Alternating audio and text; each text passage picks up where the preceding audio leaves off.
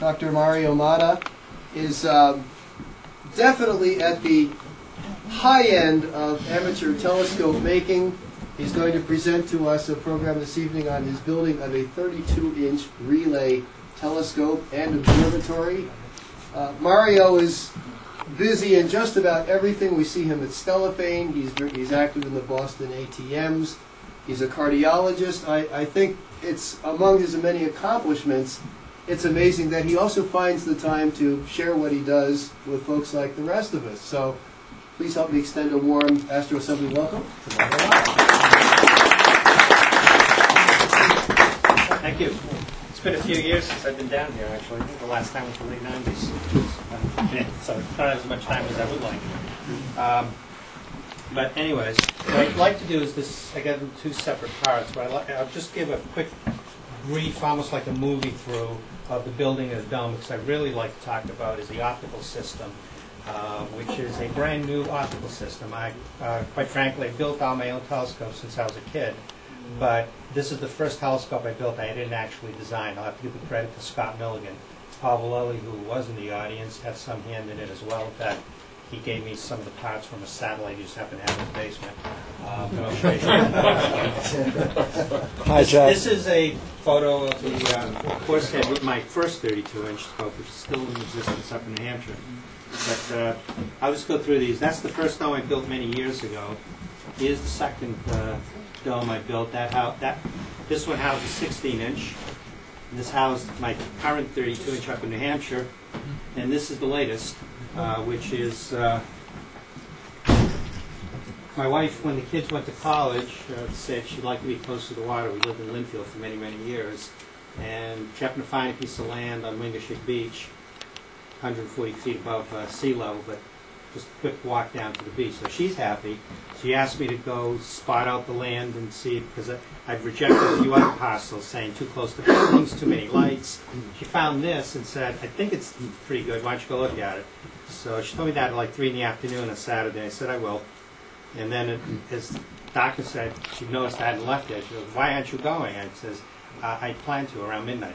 So she kind of rolled her eyes. Anyways, I got here, and basically I just slid down and looked up, and it was in the fall. I saw Pegasus counted 12 stars in the square, and I said to myself, I can live with this. So I went home, woke her up at 2 and said, buy it. So that's how we ended up at this location. So I can thank the stars and Pegasus. But let me show you how we got there. Let me skip over these. That's the original dome in Linfield. This is how you build them, by the way. I'll show you that. Basically, just use a router and just cut good arcs. So you have to be able to vary the arc for an inner and outer radius. And How did you find time to have kids? I'm sorry, I forgot that in the introduction. And then build an arc. Build arches. I noticed someone built the dome here that's going to describe tomorrow. That's an interesting construction. Mine is not a clamshell like that, though. But basically, these are very simple. Just plywood, glued and screwed together, and these are shelf brackets, and that allows you to bind them. And these are parts that you use for decking and bend them into the right position. I just find this very easy to build that way. And these are incredibly sturdy. But see, very simple construction. These cost, 50 cents each. And this front, now it's just 2 arches and 1 side arch, and it's already incredibly sturdy. Domes are inherently strong. Just show you how long ago this one. This is my daughter, who's now 24. Anyways, built this one inside, and then you just get a bunch of slaves, lift it up, and put it into position. All my domes were together with the help of the ATMs, I have to say that. And it's great to have friends like that because they come at a moment's notice and they work for pizza and beer. So it's, the construction costs are really low. Let me just go through this and just put it up into position. And that's my 16-inch. That's been up at Stellafane a number of times when it was on a trailer.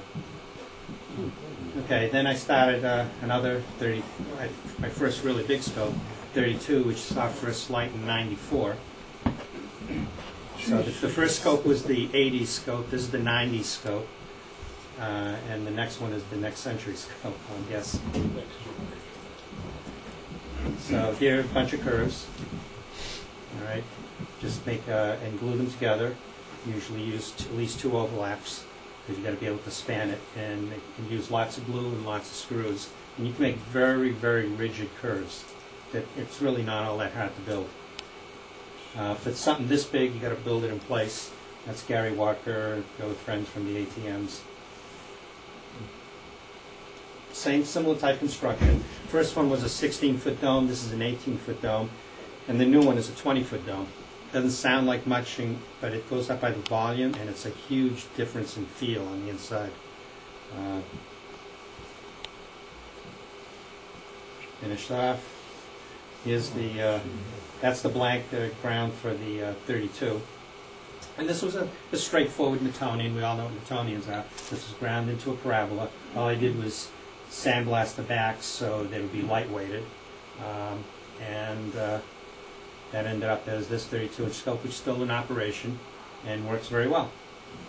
However, my 16-inch scope had 18th wave. This one ended up at about 6th wave at best, maybe 5th wave. It's good for a 32. I've always wanted a 32 that gave me the same views as my 16. And this is the new site. I was going to build another Newtonian and try to figure out and use thicker glass since I knew it was going to be permanent.